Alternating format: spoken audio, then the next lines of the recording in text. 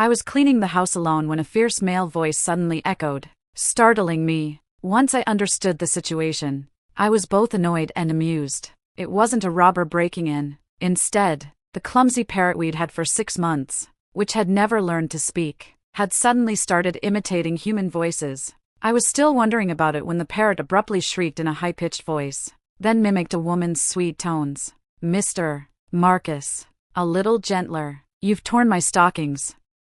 Isn't it enough that I'm obeying you? You can do whatever you want to me. Harder. The rougher you are, the more I like it. Mr. Marcus, it's so thrilling at your house. Your pathetic wife won't find out, will she?" I was completely stunned. I watched the parrot in the cage, alternately imitating a man and then a woman. One bird playing 2 roles, vividly reenacting a tawdry cheating drama right in front of me. My husband's name is Marcus. He was the Mr. Marcus the parrot mentioned. Who was that woman? A while ago, the school organized a professional development seminar, and I was away from home for half a month. During those days, my husband called me every day, asking about my well-being and pouring out his heart. "Honey, when are you coming back? I'm so lonely with you not home. I miss you." His sweet nothings made me firmly believe that my husband was a truly wonderful man, but the parrot's mimicry shattered all pretense of affection, revealing a brutal truth. How wildly must he and the other woman have been carrying on? They'd even provoked a foolish parrot into speaking human words. Of course, a few words from a parrot weren't enough to confirm my husband's betrayal. He was the man I'd shared a bed with for 7 years. A parrot was just a feathered bird. Surely a person was more reliable than an animal? But people lie, and it doesn't. The more I thought, the more confused I became, until the doorbell rang. It was the delivery guy with flowers, cake, and red wine. Then I remembered, today was my 7th wedding anniversary with Marcus. He had just texted me, saying he was working late at the company and wouldn't have time to eat with me. I had never doubted him before, until a parrot made that trust crumble. "Mr. Marcus, aren't my cherries delicious? You little minx. Let me feed you a banana." The parrot continued its chatter, and my mind a mess. I left home and drove to Marcus's company. As I walked in, I noticed everyone seemed nervous, embarrassed, and flustered upon seeing me. "Ms. Grace." "Hello, Ms. Grace." "Ms. Grace. What brings you here?" Some were speaking loudly, others deliberately coughing. More people, however, were staring with uncertain suspicion towards the manager's office. The door was tightly locked, and the curtains were drawn completely. "Where is Mr. Marcus?" I asked, clenching my fingers. "He went out. He's in a meeting." "I don't know." 3 employees gave 3 contradictory answers. Anyone who wasn't a fool would know they were lying. But on second thought, they weren't fools. They were all working together to make a fool out of me. I ignored them and went straight to the office door, knocking. "Husband, are you in there?" The sounds of intense exertion and heavy breathing inside instantly fell silent after my knock. Then there was another commotion. 5 minutes later, the door finally opened. The strong scent of hormones wafted out. Marcus was covered in sweat. His shirt crumpled, and he'd forgotten to zip his dress pants all the way up. "Honey, what are you doing here?" I stepped past him and saw the seductive woman on the sofa. Her face was flushed, her stockings torn, and there were prominent red marks on her knees. Several crumpled tissues lay on the floor. She was undoubtedly the woman the parrot had spoken of. This is Tiffany, the new PR manager for the company. We're working on the company's 3rd anniversary celebration proposal. It involves company trade secrets. That's why the door was closed. My husband, with a guilty conscience, tried to explain. My eyes welled up. This man wasn't just betraying my feelings. He was insulting my intelligence. I longed to slap his scoundrel face hard, but I could feel many eyes on me, including the disheveled other woman on the sofa. Her gaze was only momentarily flustered. Then it turned into unconcealed provocation. She even proudly puffed out her full chest. I turned and walked away. A man whose heart has changed is like a used sanitary pad. There's no need to linger. No need to clean it. Just throw it away. I walked quickly out of the office building. Marcus chased after me, grabbing my hand and trying to explain. "Honey, you misunderstood. Tiffany and I are innocent. We didn't do anything. Don't think such dirty thoughts about us." There were quite a few people outside, and I didn't want to argue with him. So I retorted sarcastically, "Misunderstand? Then fire her." Marcus froze for a moment, then patiently continued to explain. "Honey, do you know who Tiffany is? She's the major shareholder's sister. How can I fire her? The company is preparing for its 3rd anniversary event, and I've been very busy these past few days, so I won't be coming home. Please don't overthink things, okay? You should be a good wife who understands me, not a troublemaker." I had been very angry, but then, I suddenly felt like laughing. The major shareholder's sister? Wasn't that me? That wretched Tiffany wasn't just stealing my husband. She was trying to steal my identity. I returned home. It was late, and Marcus, of course, hadn't come back. I couldn't sleep. The parrot, which had finally found its voice today, had turned into a chatterbox bird, reenacting the affair scene again. "Mr. Marcus, who's better, me or your wife? Of course, it's you. She's as boring as a dead fish. Hee hee. I just love sleeping with other women's men. It's thrilling and satisfying. Don't throw away the used condoms. Hide them in your wife's pillowcase. Consider it a souvenir for her. Hee hee. You're such a clever little rascal." I suddenly sat up, tore open the pillowcase, and indeed saw several disgusting condoms inside. I rushed to the restroom and threw up into the toilet until I was utterly drained. While I was throwing up, my phone rang. It wasn't my scoundrel husband, but my older brother, Ethan, the CEO of Vance, a Fortune 500 company. "Gracie, at the end of the month, it's your husband's company's 3rd anniversary. Isn't it time for me, your older brother, to officially acknowledge my brother-in-law?" My brother's tone was relaxed. He had always thought Marcus and I had a good relationship, which was why he had invested $100 million in his company, making him the largest shareholder of Marcus's company. "Brother, withdraw your investment. What's wrong?" Hearing the change in my tone, my brother's voice also became tense. "Marcus cheated on me. That reckless idiot. How dare he betray my sister?" My brother's tone instantly turned murderous. It finally made me believe that the renowned the king in the business world was not an empty title. "Not only did he cheat, but he cheated with your sister." I added a crucial piece of information. My brother was stunned. "Besides you, where do I have another sister? Her name is Tiffany." I provided the other woman's name. "I have to go now." My brother hung up cleanly. 5 minutes later, my brother sent a message. It contained all of Tiffany's personal information: height, weight, measurements, education, and menstrual cycle. Of course, I didn't care about any of that. I only focused on one crucial piece of information. Tiffany's identity was, of course, fake. She was actually the sister of my brother's driver. In the following days, Marcus continued to stay out all night. On the weekend, I received a call from Martha. "Gracie, you two are busy, so we won't celebrate Martha's birthday." Martha chuckled on the phone. In previous years, Martha took her birthday very seriously, even more so the gifts. If any gift I gave was worth less than 3,000 yuan, she would frown and make snide remarks. A few minutes later, my brother sent me a hotel address. "Tonight, that scoundrel is celebrating his mother's birthday there, and the other woman will also attend. I've spoken to the hotel. You can observe from the surveillance room." That evening, in the surveillance room, I watched them revel. Marcus arrived in formal attire with the other woman, Tiffany. My in-laws fawned over Tiffany like a princess, seating her at the head of the table. Lavish praise flowed endlessly from their mouths. "Tiffany is so much more pleasing to the eye. You can tell she's a woman of good fortune. TSK are being favored by MS. Tiffany means our old Vance family is blessed beyond measure. She's much better than that Grace woman. Pa, Grace isn't fit to tie MS. Tiffany's shoes." Not only did they flatter the other woman, but they also attacked me with malicious words. They forgot my 5 years of filial piety since we married. They forgot how I always ran around, accompanying and caring for them at the hospital whenever they felt unwell. "That woman is a barren hen. Our family is cursed for generations for marrying such a daughter-in-law. Just for that, she should be kicked out." Martha cursed. Her features twisted, as if I had committed an unforgivable crime, even though I was already utterly disillusioned with this family. Martha's words added insult to my injury. Marcus and I had been married for 5 years, and I had always wanted a lovely child. I became pregnant in the first year, but when I was 7 months pregnant, Martha was flirting with old men at the community dance. batting her eyelashes at several of them. She was even engaging in illicit activities in the park with an old man. As a result, his wife found out. Martha was chased and beaten by a group of old women, and I happened to be passing by the community park.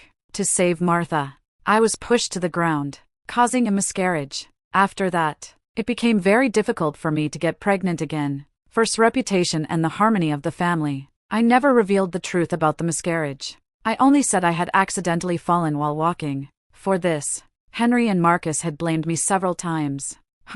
That's because Grace doesn't have the good fortune to bear children for me. Marcus's face was full of scorn. Then he gently stroked Tiffany's belly. Tiffany, let's do it more often. I'm really looking forward to you having my baby. Tiffany's face flushed, and she deliberately spat. What are you saying? I haven't had enough fun yet. I don't want to have a baby so soon. The despicable scoundrels and ungrateful in-laws burst into laughter, and the room was filled with joyous air. They thought Tiffany's reluctance to have a baby was shyness. In reality, Tiffany led a very promiscuous life, having had 5 abortions by the age of 18. Like me, she couldn't have children anymore. Even more shocking, I held Tiffany's medical report in my hand. It showed that Tiffany had contracted HIV. She didn't even know it herself, because my brother had secretly arranged for it to be swapped for a pelvic inflammatory disease diagnosis. Before I knew it, it was the end of the month. The company anniversary gala was held at a 5-star hotel. Marcus took it very seriously, inviting many business associates to show their support. He also paid to have various journalists come to promote and create buzz. But to his disappointment, Vance, the major shareholder, did not send a representative. Tiffany, your brother can't make it? He asked Tiffany, who was dressed to the nines. My brother is too busy. He's out of the country on business. Tiffany lied without batting an eye. Vance is a Fortune 500 company, with so many daily operations. How could he have time for social events here? Aren't you satisfied that I, the Vance heiress, am here? Tiffany used a feigned retreat to advance, intentionally crossing her arms to express dissatisfaction. Having you, Ms. Tiffany, is more effective than having the CEO of Vance. Marcus hurriedly flattered her to appease her. Just as the despicable scoundrels were flirting, I appeared, using a cane. Marcus was stunned. Grace, what are you doing here? Tiffany, with her arms crossed, mocked me sarcastically from the side. Heh, in this state. How embarrassing. I ignored the other woman's snide remarks and pulled out the divorce papers. Marcus, I'm here to divorce you. The lively atmosphere instantly fell silent at my words. Marcus's face changed immediately. Grace, what are you doing? Are you intentionally causing trouble? I'm busy. I don't have time to waste with you. Go home now. I wanted to humiliate the scoundrel in front of everyone, so I sneered in response. What's so impressive about a cheating man? Sign the divorce papers, and what you do with Tiffany is your freedom. No need to sneak around anymore. Tiffany panicked. She rushed over, pointing her finger at my nose and shouting, "What did you say? Do you believe I'll sue you for defamation?" Marcus also furiously denied it, saying I was crazy. I didn't waste any more words, but instead opened the backpack behind me. The cage containing the parrot appeared. Seeing so many people immediately triggered its dramatic bird personality. It instantly began to squawk vividly again. Mr. Marcus, a little gentler. You've torn my stockings. Tiffany, you little minx, you're full of tricks. The whole room was speechless. Everyone stared wide-eyed at the excited parrot, listening to the offensive words spewing from the parrot's mouth. The audience was merely shocked, but the journalists were all incredibly perceptive. They were all busy taking videos and close-up shots. Some were even live streaming. In this era, to be honest, affairs, cheating, and catching someone in the act were already commonplace.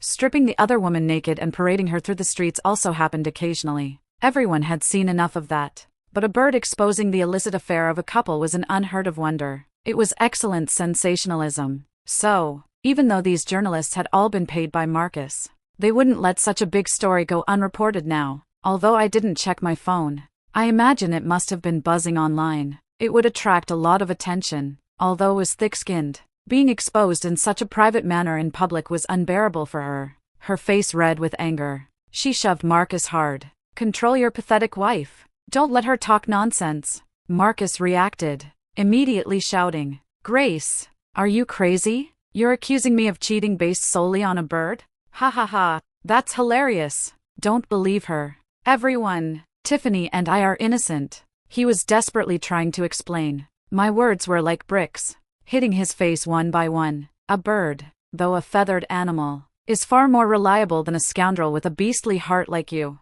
Marcus, I'm not here to listen to your sophistry today. I'm here to break ties with you completely. Do you think this is my only evidence? Do you want me to pull out the condoms you hid in the pillow? Marcus's face was ashen, like he had eaten something foul. He took a few steps closer, pleading in a low voice. Honey, can't we avoid making such a scene? Tiffany is a mess. Tiffany, I can't afford to offend her. I just want to work hard for my future. What did I do wrong? The adult world is just this realistic. Don't be so naive. How could this difficult man still have the audacity to play the innocent victim? Slap! I gave Marcus a resounding slap across the face. Don't try to cozy up. We are no longer family. Marcus covered his face, leaned in close, and whispered curses at me menacingly. Grace, you really don't appreciate what's given to you. I hadn't intended to divorce you so quickly. You brought this upon yourself. Later, when I become a billionaire, how will you cry tears of regret? Heh. Do you really think I can't live without you? I was just worried that Tiffany was only playing around and wouldn't marry me. After all, the Vance family's status is too high. I was afraid I couldn't climb that high. That's why I didn't divorce. Keeping you as a backup. Couldn't you just pretend to be foolish? Why are you being too clever for your own good? Since you're taking advantage and pushing boundaries, don't blame me for giving up and letting things get worse. I'll try my best to get Tiffany pregnant as soon as possible. I'm determined to be the son-in-law of the multi-billion-dollar Vance family. Then he announced to the entire room in a loud voice. Friends, colleagues, and journalists, since this woman has no sense of decency, I won't spare her feelings. Grace and I have been married for 5 years, and our feelings have long been estranged. This woman is lazy, neglects her duties, is extravagant and wasteful, disrespectful to my parents, and even caused the loss of my child. So I've wanted to break up with her for a long time. I didn't cheat. I merely saw the light. Grace.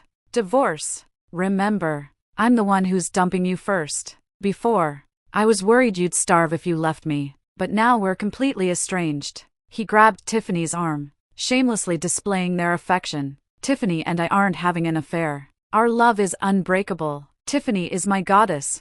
My in-laws also attended this gala. Those two old people jumped up and joined their son in slandering and defaming me. Henry called me a spendthrift. No matter how much my son earns, it's not enough for you to squander. You're a jinx. Martha was even more vicious. She stomped her feet, spewing insults and turning the tables on me, her mouth foaming. Grace, I was being considerate to you before. How dare you accuse my son of cheating? It was clearly you who was promiscuous first. Didn't you lose the baby in your belly because you were having an affair and got chased and beaten by someone's wife? I was lenient with you before, but now I won't tolerate you anymore. Martha blamed me for her own shameful past. I wasn't angry. Now, perhaps it was a good thing that child was gone. It allowed me to completely sever ties with this family of despicable scoundrels. I calmly took out the divorce papers. Sign it. Marcus, with a livid face, took the agreement. Let me see how the property division is written. You can't expect to hog my assets.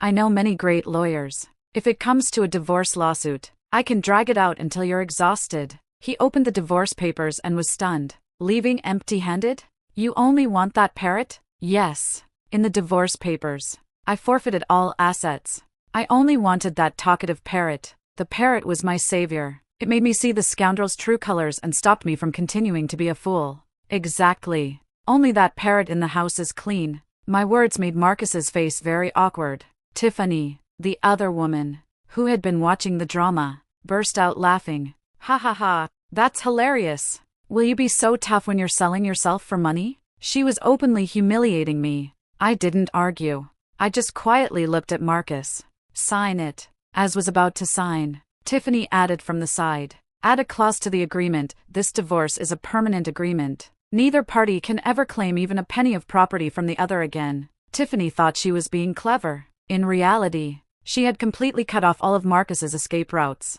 The additional clause was added. Marcus signed, and I took the agreement and left the hotel. In the corner outside the door, a car was silently parked. It wasn't a top-tier luxury car like a Rolls-Royce, Bentley, or Ferrari. It was just an old, rather worn Volkswagen, the kind of car that should have been scrapped. No one would associate such a car with a multi-billionaire. But I opened the passenger door and got in. Driving was none other than Ethan, the CEO of Vance. His net worth wasn't just billions. It was over 30 billion. My brother was always low-key and didn't like to show off his wealth. And this car was left by my father, holding sentimental value. It only looked old on the outside. The interior had been completely renovated.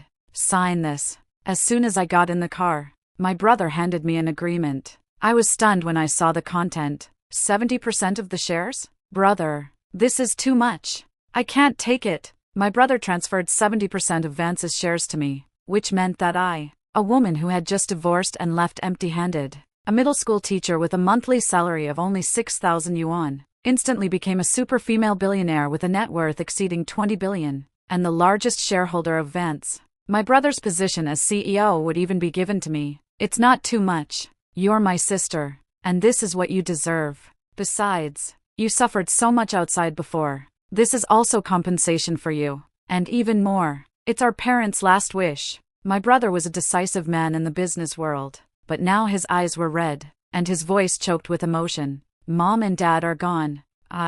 Your brother, must take good care of you.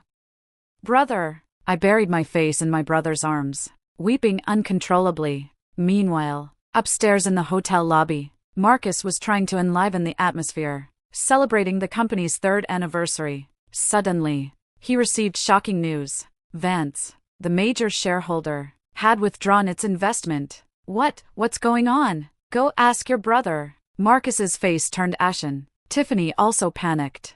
I was a daughter of the Vance family. My real name wasn't Grace. It was Grace.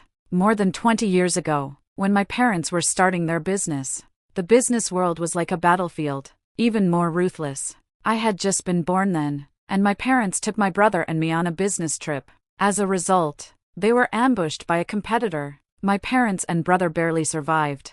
I was lost in the chaos. Later, I was found by a kind person and raised in an orphanage. The director of the orphanage was named Chui, so all of us children took the surname Chui. For more than 20 years, my parents felt very guilty and never gave up searching for me. Unfortunately, we were never reunited. Later, I married Marcus. My parents both passed away with regrets. A year ago, my brother finally found me. My siblings embraced and wept. My brother wanted me to return to the Vance family, reclaim my rightful place, and everything that belonged to me. He also wanted me to divorce Marcus, because he thought Marcus wasn't worthy of me. My brother is surrounded by the most excellent men. You can pick anyone you like. As for your husband, just give him a few $100 million as a buyout and send him away. But I didn't agree. I believed that one shouldn't be a gold digger, shouldn't be ungrateful, shouldn't be fickle. Marcus and I had feelings for each other. I couldn't just turn my back on him because I had suddenly become wealthy.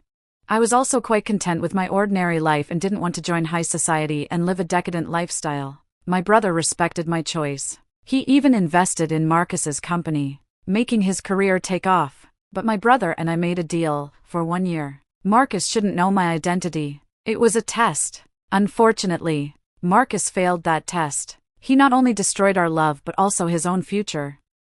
A few days later, Vance headquarters. A livid Marcus arrived in the company lobby with Tiffany. Tiffany, did your brother get angry after seeing the news of my divorce online? Did he think I deceived you? And that's why he angrily withdrew his investment? Quickly explain to him, we're truly in love. There's no need to pay attention to that crazy woman. He was anxious, but Tiffany was even more flustered. She knew her own situation. She was not the Vance heiress at all, although her surname was also Vance. She was a distant relative of Ethan, outside the direct line. She could only be considered a fellow townsman. Her brother, Kyle, was Ethan's driver. My brother Ethan only drove that old, sentimental Volkswagen himself for private matters. For public appearances and business events, he had over a dozen top-tier luxury cars. Tiffany was a vain and materialistic woman. Because she had access to my brother's luxury cars, she would often sneak photos in the garage, posing provocatively, pretending to be a rich heiress,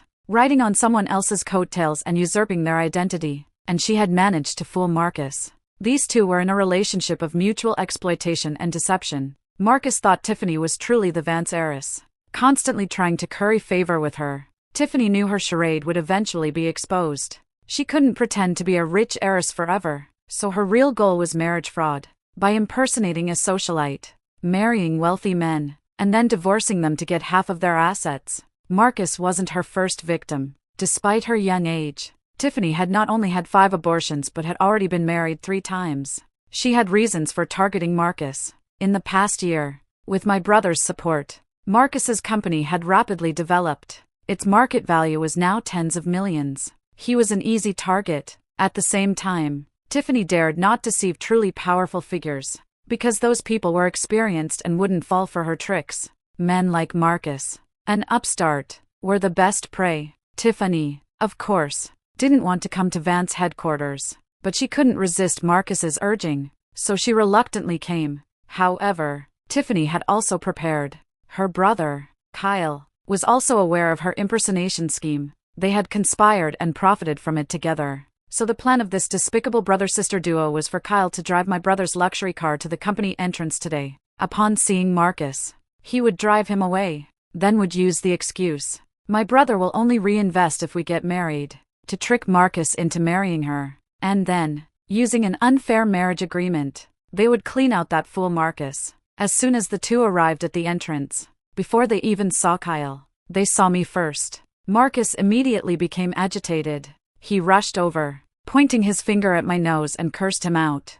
"Who told you to come? Get lost. Don't ruin things for me." At the same time, a black Cullinan also drove out of the underground parking garage. Marcus hurriedly went over, bowed and scraped. "Mr. Ethan? Mr. Ethan, is there some misunderstanding about me? I'm not a scoundrel. My ex-wife and I split due to personality differences. Tiffany and I have true feelings for each other." He groveled, looking as if he was about to kneel. The person in the Cullinan wasn't CEO Ethan, but his driver Kyle. According to the scoundrelly brother-sister duo, Kyle wouldn't get out of the car, because pictures of my brother, Ethan, could be found online. If got out, his identity would be exposed. Kyle only needed to honk the horn a few times inside the car, express dissatisfaction, and then drive away. Tiffany would handle the rest of the act. But something unexpected happened to Tiffany. The car door opened, and Kyle actually got out. Marcus was stunned.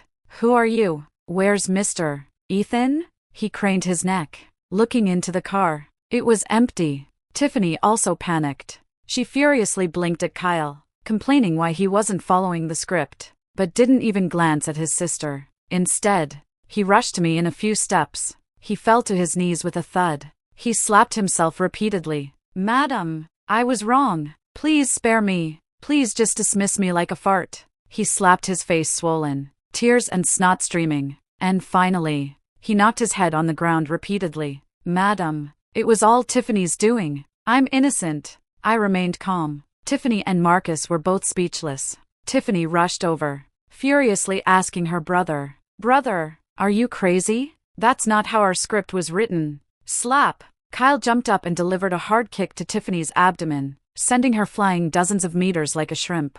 "You're the crazy one, you stupid girl. This lady here is the real CEO's sister. The events. Are you trying to get us killed? How dare you provoke, madam? You've ruined me." Now and Marcus were truly dumbfounded. The truth was revealed. My brother called the police. Kyle and Tiffany, the brother and sister, were both imprisoned for fraud. Marcus finally learned my true identity. Every day, he begged on his knees like a persistent nuisance outside the Vance family mansion. "Honey, I was wrong. Please forgive me. I love you. Give me another chance." Not only was Marcus filled with regret, but my former in-laws also faced consequences.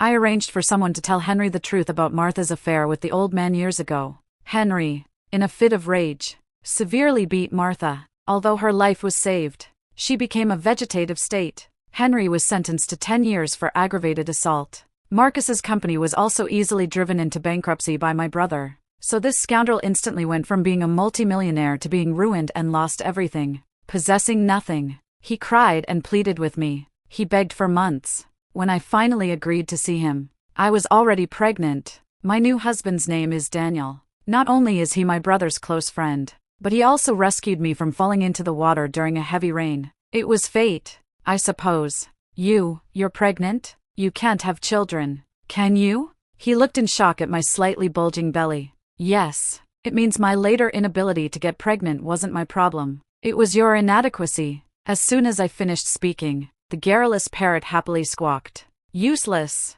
Useless. Completely useless. Marcus's mouth opened, and he vomited a large amount of blood. Then he fainted. Later, I heard that Marcus's house had been taken by creditors. He became homeless and later died of AIDS. Like a stray dog, Tiffany also died a terrible death in prison. Justice served. My new life had begun. Thank you for watching this video. If you have any thoughts about this story, feel free to share them in the comments section.